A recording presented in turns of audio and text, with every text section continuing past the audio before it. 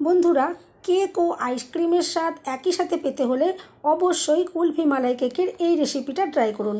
ঘরোয়া উপকরণে খুবই সহজভাবে চটজলদি বানিয়ে নেওয়া যাবে। বাড়ির বাচ্চা থেকে বড় প্রত্যেকের এটা ভীষণ পছন্দ হবে। সম্পূর্ণ ভিডিওটা দেখতে থাকুন। আশা করছি প্রতিদিনের মতো আজকের রেসিপিটাও আপনাদের ভীষণ পছন্দ হবে। রেসিপিটা ভালো লাগলে লাইক, শেয়ার, কমেন্ট ও সাবস্ক্রাইব করে আমার পাশে থাকার অনুরোধ রইল। চলুন দেখে নেওয়া যাক আজকের রেসিপিটা। নমস্কার বন্ধুরা, আমি পাপড়ি পদ্মাবতী ফুড ক্রিয়েশনে আপনাদের সবাইকে স্বাগত। কুলফি মালাই কেক তৈরি করার জন্য আমি এখানে একটা বোল নিয়ে নিয়েছি, আর এখানে নিয়ে নিচ্ছি হাফ কাপ চিনি। দিয়ে দিচ্ছি ওই কাপেরই 4 ভাগের 1 ভাগ সাদা তেল, আর দিয়ে দেবো স্বাদ মতো একটু নুন, কারণ যে কোনো মিষ্টি আইটেমে একটু নুন দিলে খেতে বেশি ভালো হয়।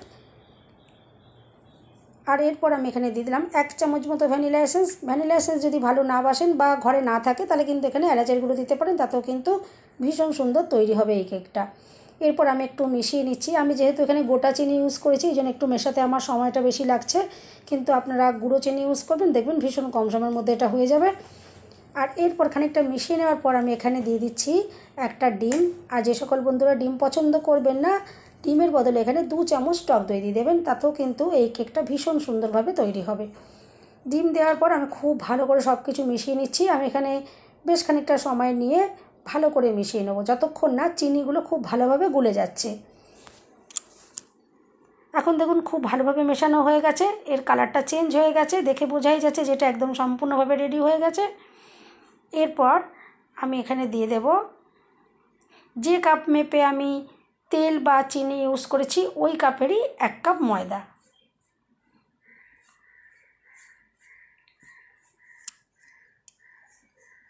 ময়দা দেওয়ার পর একটু আমি নাড়াচাড়া করে নিলাম। তারপর এখানে নিয়ে নিয়েছি হাফ কাপ লিকুইড দুধ। আর এখানে যতটা পরিমাণে ডোটা মাখার জন্য যতটা পরিমাণে লিকুইড দুধটা লাগবে ততটা পরিমাণে দিয়েই আমি ব্যাটারটা রেডি করে নেব। আর এভাবে দেখুন কেকের ব্যাটার সবসময় এক দিক থেকে ঘুরিয়ে ঘুরিয়ে রেডি করতে হবে, নাহলে কিন্তু সেই কেকটা ফ্লাফি স্পঞ্জি জালিদার তৈরি হবে না। সেই জন্য দেখুন এক দিক থেকেই আমি ঘোরাচ্ছি। এইভাবে এক দিক থেকে ঘুরিয়ে ঘুরিয়ে সুন্দরভাবে আমি এটাকে ভালো করে মিশ্রণটাকে রেডি করে নিচ্ছি, যাতে সব কিছুর সাথে ময়দা খুব ভালোভাবে মিশে যায়। এইভাবে একটু ভালো করে মিশিয়ে নিতে হবে।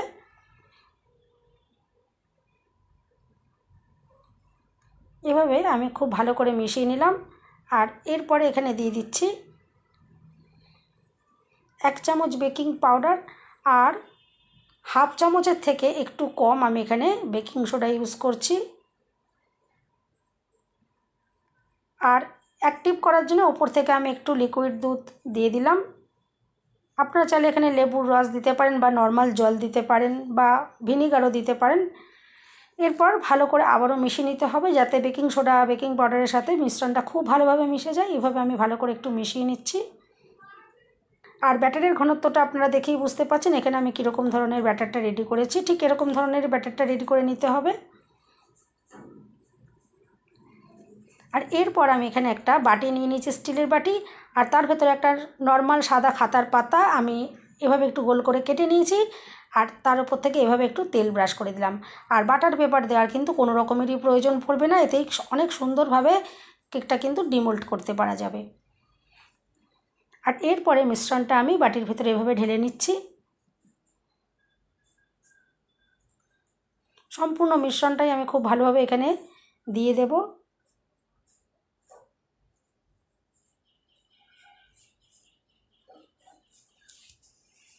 এভাবে দেখুন মিশ্রণটা দিয়ে দিলাম।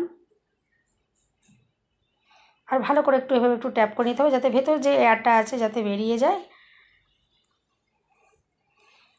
আর এরপর গ্যাস জ্বালিয়ে আমি একটা গামলির ভেতরে আগে থেকে একটা স্ট্যান্ড দিয়ে রেখেছিলাম, আর 10 মিনিট আমি খুব ভালোভাবে এটা গরম করে নিয়েছি।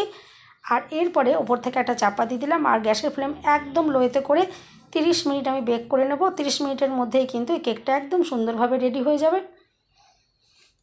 30 মিনিট হয়ে গেছে, আমি এবার ওপর থেকে চাপাটা খুলে নিচ্ছি।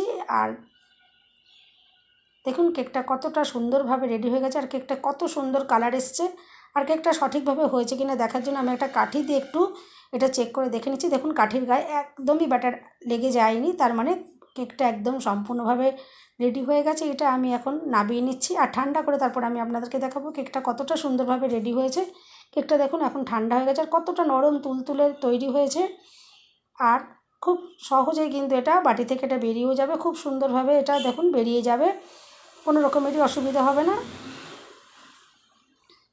আর যে কাগজটা আমি দিয়েছিলাম সেই কাগজটা দেখুন এভাবে একটু খুলে নিচ্ছি। আর এই মালাই কেক তৈরি করার জন্য কিন্তু কেকটা খুব সুন্দর নরম তুলতুলে করে একদম রেডি করতে হবে, তাহলে কিন্তু কেকটা খুবই সুন্দর তৈরি হবে। এরপর গ্যাস জ্বালিয়ে একটা কড়াই বসিয়ে দিয়েছি আর আমি এখানে দিয়ে দিচ্ছি 2 চামচ চিনি। আর যে সকল বন্ধুরা মিষ্টি ভালোবাসবেন আরও 2 চামচ কিন্তু এখানে তারা চিনি ইউজ করতে পারেন, কোনো অসুবিধা নেই। এরপর গ্যাসের ফ্লেম একদম লোয়েতে রেখে আমি চিনির ক্যারামেল তৈরি করে নেব। প্রথম অবস্থায় চিনি এভাবে দিয়ে রাখলেই হবে, কিন্তু কোনো রকম নাড়াচাড়া করার কোনো দরকার নেই। আস্তে আস্তে এটা নিজে থেকে রেডি হয়ে যাবে, দেখবেন আস্তে আস্তে একটুখানি সময় যেতেই এটা দেখুন আস্তে আস্তে চিনিটা এখন মেল্ট হতে শুরু করেছে আর সুন্দর একটা কালারও চলে আসবে। আর খানিকটা এভাবে মেল্ট হওয়ার পর এরপরে আমি নাড়াচাড়া এটা করছি, তার আগে কিন্তু এটা নাড়াচাড়া করার কোনো রকম দরকার নেই। আর গ্যাসের ফ্লেম কিন্তু একদম লোয়েতে করেই কিন্তু এভাবে রেডি করে নিতে হবে। আর দেখুন কতটা সুন্দর একটা কালার চলে এসছে। আর এর থেকে কিন্তু বেশি কালো করার দরকার নেই, কারণ বেশি যদি কালচে হয়ে যায় তাহলে কিন্তু যে মালাইটা রেডি হবে সেটা তেতো ভাব এসে যেতে পারে, তখন কিন্তু মালাই কেক একদমই খেতে সুন্দর লাগবে না। সেই জন্য যখন এরকম সুন্দর কালার থাকবে তখনই বুঝে নিতে হবে যে এটা রেডি হয়ে গেছে। আর এই সময়তে আমি এখানে দিয়ে দিচ্ছি 1 গ্লাস দুধ। এখানে 1 গ্লাস বলতে এখানে 400 ml মতন দুধ রয়েছে। এরপর দুধ খুব ভালো করে আমি জাল দিয়ে নেব। আর প্রথম অবস্থায় ক্যারামেলের যে চিনিটা দেখুন কীরকম দলা দলা পাকিয়ে গেছে, কিন্তু যখন দুধটা জাল হবে ওটা আবার অটোমেটিক ঠিক হয়ে যাবে, কোনো সেটা নিয়ে টেনশনের কোনো রকম দরকার পড়বে না। দেখুন সুন্দরভাবে ফুটে উঠেছে আর কালারটা যে কতটা দুর্দান্ত এসেছে সেটা তো আপনারা দেখে বুঝতেই পারছেন। এরপর এখানেও আমি দিয়ে দিলাম একটু ভ্যানিলা এসেন্স, এতেও সুন্দর একটা যাতে ফ্লেভার আসবে। আর যারা ভ্যানিলা এসেন্স না দেবেন এখানে আপনারা এলাচের গুঁড়ো দিতে পারেন, সুন্দর ফ্লেভার থাকবে। আর এরপর 1 চামচ কর্নফ্লাওয়ার আমি একটু দুধের সাথে এভাবে গুলে নিয়েছি। আর এরপর আস্তে আস্তে আমি এই দুধেরটার সাথে মিশিয়ে দিচ্ছি। এরপর 2.5 থেকে 3 মিনিট খুব ভালো করে আমি জাল করে নেব, যাতে কর্নফ্লাওয়ারের কাঁচা গন্ধটা চলে যায়। আর এটাও আস্তে আস্তে সুন্দর দেখবেন মালাইটা একদম রেডি হয়ে যাবে। আর এখন দেখুন মালাইটা একদমই রেডি হয়ে গেছে। এরকম গাঢ় করে আমি এবার কড়াই থেকে এটা নামিয়ে নিচ্ছি। মালাইটা একদম সুন্দরভাবে রেডি হয়ে গেছে। আর বন্ধুরা অবশ্যই কিন্তু এই কেকটা একবার বাড়িতে এই গরমে ট্রাই করবেন, দেখবেন ভীষণ পছন্দ হবে। আর এটা আমি খুব ভালো করে মালাইটাকে দেখুন ঠান্ডা করে নিয়েছি। এরপর ঠান্ডা করে নেওয়ার পর এটা আমি একটা মিক্সি জারের ভেতর নিয়ে নেব আর ভালো করে এটা মিক্সি জারে ঘুরিয়ে নিতে হবে।